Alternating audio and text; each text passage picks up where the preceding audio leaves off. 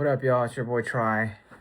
It's not a Try's World episode, just me and my semi PJs here. I just got back from Vegas, like literally just now had dinner. It's 10 p.m. Last night I went to DJ Snake. I guess it was his first set since joining the Marquee family. And so he played an extra long set that I was not prepared for. I thought he'd be done at like 2. And then it was like, I was sitting there and I was like, why does my back hurt? Because I'm getting older. And I was like, man, my back's starting to hurt. So I look at my time. I wasn't wearing my iWatch. I should have. And so I took my phone out and I was like, oh my gosh, it's 3 a.m. And then he kept playing and playing. And I was like, gosh, is this normal? I was like, I guess it's not, And so we were treated to this like extra long set by DJ Snake. I didn't understand it at the time till I saw the promoter who got me in. And he was like, yeah, I think he just did that because it was his first set. Since switching to Marquee, I think he was over at XS before. And so, it is what it is. And then I met up with a high school friend. We watched a basketball game. We watched Wemby hit that 3 and all that stuff. And I have a live reaction of that. I'm seeing a lot of stuff on EDC still. Obviously, people are just getting reception. And so starting to post more and more videos of what happened and all of that. I just felt like even though we had Wi-Fi connection, there's so many people who are trying to use the internet, either at MGM Grand where I was staying at or at the actual festival itself, that it slowed down the internet speed by so much. It just took forever just to load one story. So it almost became a bigger waste of time sitting there trying to load stories than actually watching and, just taking as much video as you want and staying locked into the actual event itself. That took enough time, let alone sitting there waiting for a video to upload. So I stopped uploading stories during the event because I was like, I don't consider myself like an influencer or anything. I just post whatever I think might be interesting when I have time and what I think might be interesting to my followers and, mainly to my followers and sometimes more broadly, but mainly to my followers. So DJ Snake, it was at Marquee. The dance floor is tiny at Marquee. It's so tiny. And then the bouncers wouldn't let you stand behind the VIP, which it's like, here's a dance floor, here's the VIP around it, and then there's an outer walkway and then bars on the sides. Long story short, I was sitting behind the VIP where the walkway was, and they kicked me out of that area. And so everybody either had to go to the bar, stand in the bar, which was really, kind of far away from music, or go to the dance floor. So I, of course, go to the dance floor. And boy, different vibe altogether, So a lot of obviously people who were super inebriated dancing up on me, which I get in trouble, man. I'll tell you all this. Many times, like last night, even when the downside of solo raving and solo clubbing is if there is a group of girls who are trying to talk to you, there will always be jealous dudes, right? Or dudes that'll sit there and try to, it just so happens that I'm next to a girl. Many times I don't even know when I'm next to a girl. It just so happens. I mean, it's a girl-guy ratio, Sometimes it happens accidentally. And, there's always a guy, the ratio is bad. And then if there are women, they are in the VIP area. So it's like the ratio on the dance floor is bad. This is like gotta be all around the world. It happened to me in Japan where some girls were trying to dance with me. One girl found her way all the way across the dance floor and started, I've never had that happen, to try to dance with me. And a group of dudes pretended to go past me and then stood right in front of me. And started trying to dance with the girls and scared them away. You know what I mean? So, hey, all the guys out there, like, doing the whole aggressive stuff on the dance floor, it's turning the girls off, by the way.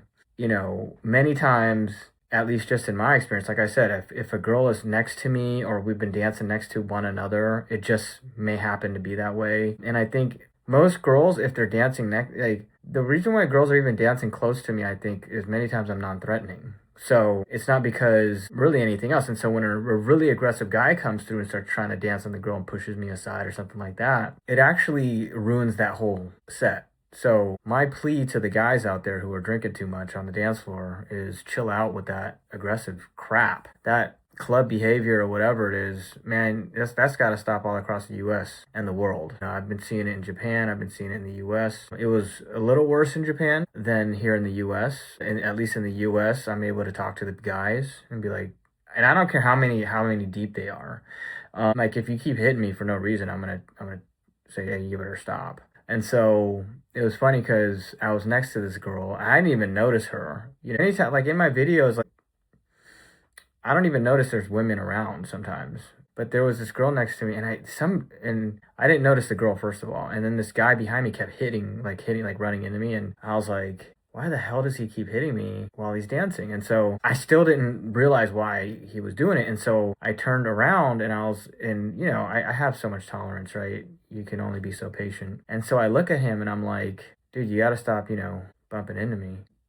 Most guys get it, you know. This guy, you know, usually they're with their friends or whatever. So this guy's really drunk, and he has a really thick foreign accent. I don't know where he's from. DJ Snake is apparently French, so it might have been a Frenchman or something. And he goes, and the same thing, you know. Anyway, he goes in this really thick accent. I don't know where he's from. He's like, I wasn't dancing on you. Where am I supposed to go? And I'm like, dude, I don't know, but you're not supposed to keep hitting me. You know what I mean? And it wasn't like if he's like dancing, that's fine. But he's sitting there talking to his friends, like doing this and pointing over my head and like jabbing my head, you know? So of course I'm going to say something. And he gets really pissed, makes a scene, doesn't do anything, of course. All his friends are there. They don't do anything. It's like, whatever. He got 3 friends, and even they know that this dude's too drunk. And so they try to step, you know, between in order to kind of break it up, but they're drunk too. So finally I turn around. I don't even care at this point because I'm like, these are kids and they're drunk. There's a girl next to me. She turns around and starts talking to me, and I'm like, oh, and she's like, oh, you didn't do anything wrong, blah, blah, blah, blah. And she's like, I'm just here trying to have a good time. I'm not trying to, you know, do all that. And I guess then I realized that the guys were trying to dance on her, and she was like next to me. And so I'm like, okay. And so I start talking to the girl. Of course, I'm still clueless, you know what I mean? So I'm like, then I ask her where she's from, and, you know, and then she just told me, like, and that's a lot of girls, you know what I mean? She's like, I'm just trying to have a good time. I'm not, you know, trying to I don't even know. Like, honestly, you know, obviously I mean, to me, it came off like, hey, look, I'm just trying to dance with my girl. She was there with her girl, and, you know, not be pressured and danced up on. That's how I took it. You know what I mean? So I was like, cool, I'm chill with that. You know what I mean? Like, so I was like, whatever. You know, like, I didn't even understand the whole damn thing. So, you know, so anyway, that type of stuff, man, needs to stop happening. But along the way, you know, I met a lot of cool people. Like at Grizz Woolly, solo raving, met a lot of cool people. I have a lot of like tips and advice now that I've done it. The camelback is obviously really important to me. And there was just a lot of other things out there that I kind of wanted to speak on. I should have made notes on it. But eating at the event was important. Having a pashmina is important because just in case it gets cold. And I was going to pack some Under Armour, and I should have done that. Like the long sleeve, like tights, like Under Armour tights. And Costco sells some like knockoff ones. I don't know what they're called, but I should have packed it. I thought I packed it, and I would have brought it had I, you know, packed it. And I just, you know, my friends, you know, from what I heard, it was supposed to be really hot. It's usually really hot. So, but I guess they moved it back a month. So now it has a chance of getting very cold and windy like it did on the 3rd night. So I was freezing my ass off, and I had that pashmina at least. And I was, you know, still kind of cold. So I had to wear it like this, like towel, which it ended up fine. You know, I wasn't going to wait in the merch line. The merch line was 2 hours, like freaking snaking out the door, you know? So I wasn't about to do that just to get a sweater, stay warm, and then the freaking festival's over. But I can see why if you didn't have a pashmina and you're wearing like nothing. The other alternative, though, some advice, is if it gets that cold, go dance in the crowd because it's a lot warmer. Like, if you just stayed in Kinetic Field and you're like deep in the crowd, you don't mind getting bumped into or whatever. I mean, that happens everywhere. You're gonna be warm. I was warm until I got outside the crowd. I was, you know, and I did say in my previous reaction video that I didn't regret leaving Zed, but now I'm seeing all these posts about Zed and how well he performed and how he brought out Knock 2 and played Bieber and how his set was great. And then now I'm like, oh man, maybe I should have stayed for Zed. But I legit stayed for like 15, 20 minutes. Some of these DJs, they don't get into their groove till like later in the set. And I knew that, so I left probably at the wrong time, and it was so difficult getting out. I had to follow another train out, and I had underestimated how long it would take, because I was right in the front for Grizz Woolly. I set myself up for Grizz Woolly by just skipping a bunch of stuff and just watching a set I did not have any care for in the world. Set up for Grizz Wooly, and then it got really packed, and then it stayed packed for Zed, but I underestimated how packed it was, and it took me for freaking ever. And then I came back for Garrick's, and I didn't think, I've seen him perform before, but he's just such a great DJ producer and such a, I guess, a prodigy that I just felt like I should watch it. And also Zed's playing here soon in the Bay, so it's always a little different with EDC. It's the same, like if I watch Hardwell at opening night, I didn't need to watch him again. Even though he didn't play like Spaceman, which was disappointing at his. And I think I said this in my previous one too. Hardwell, Maddox, B2B. By the way, William Black liked my TikTok on Cosmic Meadow when he brought out Elenium. Grizz Wooly brought out Elenium. Apparently, someone else did, and Dabin brought out Elenium. I didn't watch Dabin though. I've seen Dabin before, so didn't need to watch him again. And there's just so much. So now EDC is doing 2 weekends, which I think, if it's anything like Coachella, there's so many set conflicts that you can resolve some of those on the second weekend. And the second weekend becomes even better. That's what I noticed for Coachella, and I think that'll happen with EDC. And it made so much sense when they announced it, because the crowd sizes are massive. They're just massive. And it's hard to get around. There was one point where we were leaving Garrick's, and it was sardines, and there was these really big dudes pushing through, just running people over basically. And it seemed like this dark-skinned dude, which I don't get why, I don't even understand why minorities hate on each other, but I think he looked non-white, and he was like, he pushed me. So of course I'm like, hey dude, you just pushed me. I'm not trying to fight anybody, you know what I mean? So even the guy at DJ Snake, he was like foreign and drunk off his ass, and he had 2 friends with him. So, but I didn't care about that. Look, if someone does me wrong, like really, really wrong, I'm a tough kid, but I don't want to get jumped. You know what I mean? Been there, done that, and it's not fun. This is why I stay sober though, is because I don't have any urge to hit anybody when I'm sober or hit back or do anything crazy. Semi-sober, you know what I mean? Like very minimal amounts of alcohol if I'm drinking and stuff like that. If I'm solo raving, I gotta have my wits to me. So, but the guy was after Garrick's. It was a big drop off in sets. But so I was headed to Cosmic Meadow, and apparently so were a lot of people. And I had never seen a crowd that size for all 3 days. And I think it's because the other stages were closed. Now it makes sense. But then the darker skinned guy, I think he was brown skinned. He was like, yeah, I'm pushing you people because there are so many of you people. There's too many of you people, basically, which is, I think I've spoken on this before. It doesn't do anything for me.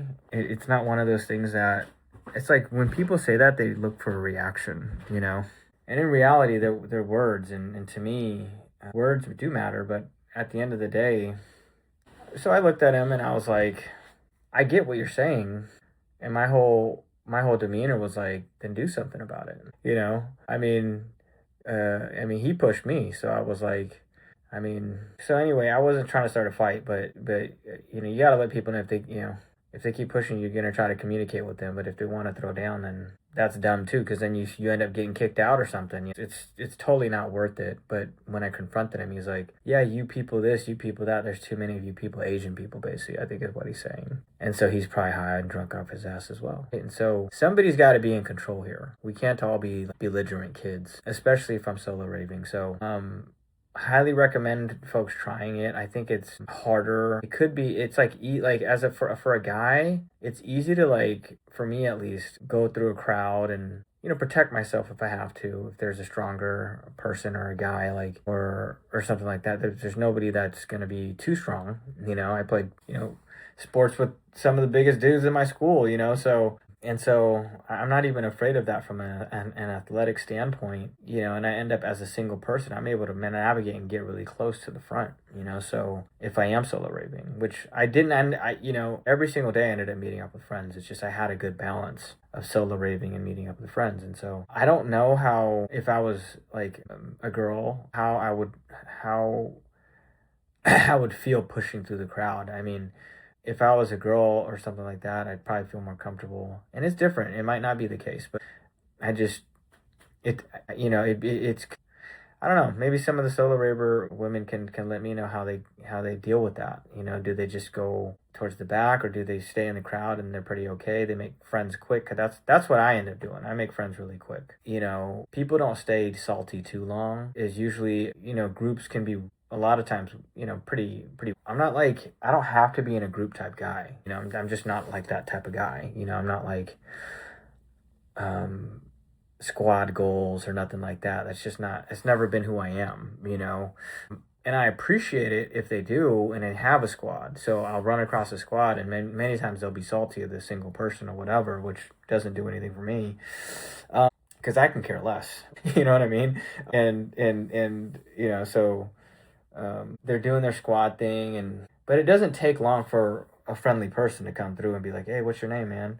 So that's what happened. You know, I was dancing and preparing for Grizz Wooly, really, and I was more upset that I had to listen to someone I didn't really care for before Grizz Wooly, and while I'm missing sets I wanted to see, like Scream and all that for the culture again. And so missed Scream to set up for Grizz Wooly back to back, and just ran across really friendly people. Actually, you know, it didn't take long for this guy my nephew's age. He's in a fraternity. You know, I forget names. It's just, they were so nice to me though, and they're usually like, the guys that are nice to me, the dudes that are nice to me are usually like, they're really big dudes. You know what I mean? Like, they look like athletes, you know. I've always gotten along with like basketball players and stuff like that though, so you know, maybe that's what it is. I don't know. Game recognized game, you know. Well, I was wearing my EDC basketball jersey too, so, but they were really tall, obviously athletic, and super cool. You know, really cool, really cool. I just always meet cool people. I don't know what it is. So I make quick friends. That's the best way to say it. And so, yeah, solo ravers who are women, let me know how y'all do it. But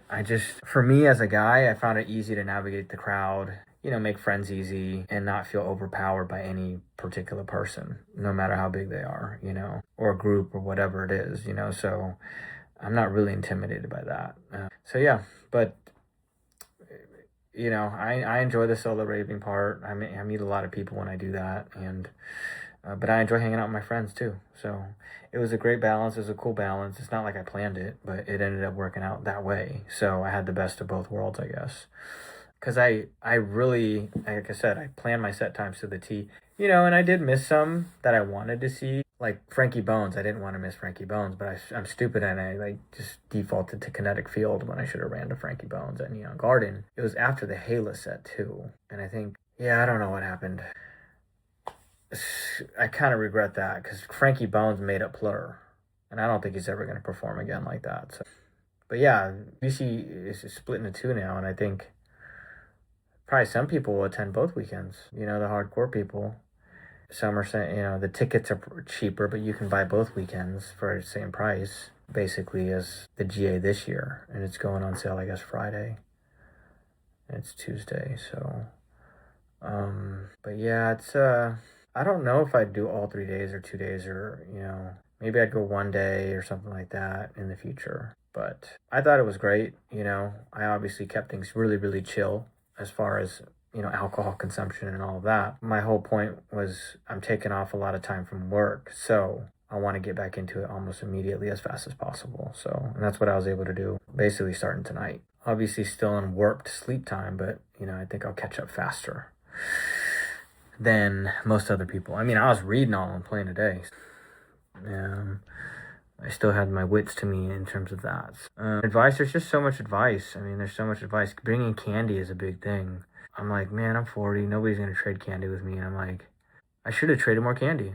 That's how you build rapport. You know, I rolled up on a group and he was like, here's a duck. And we became quick friends, you know. Although it got a little awkward because his girl was the one that gave me her necklace. I didn't know she was like with him, but she gave me her necklace. And then he got a little upset, you know. But Grizz Wooly, that was sick. That was probably my favorite. Grizz Wooly was probably my favorite. I mean, it was so legendary. I don't know what else to say. Yo, Peekaboo set, nobody's talking about it, but it was good.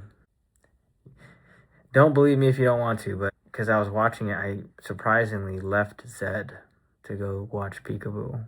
And I said that without thinking twice about it. And then after I saw it, I'm gonna watch the replay. Matter of fact, I might do that pretty soon here. So I'm just obviously lacking some sleep here, but wanted to recap the whole weekend with DJ Snake and everything. And because in addition to EDC, there's EDC week. It's not just EDC. It's like EDC week, going to the clubs, going to the pool parties. You gotta balance it. You probably don't want to go to a pool party if you're gonna go to EDC the next day, or a pool party after going out the night before an EDC. So, because the pool party would be considered an after party, and then you have to rest up to try to get back to EDC again. So it's just not enough rest. And so I did the pool party my first day there, and like I said, I knew a promoter, which he can get me into any club in Vegas for free, basically. So whoever's performing. So thank you to my new friend for helping me with that. And my bad if I came off as skeptical, because that's pretty hard to believe that somebody can do that.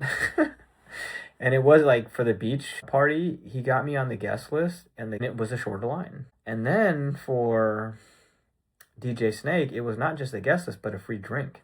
So my boy, I don't want to say your name, but hooked it up, man, all weekend.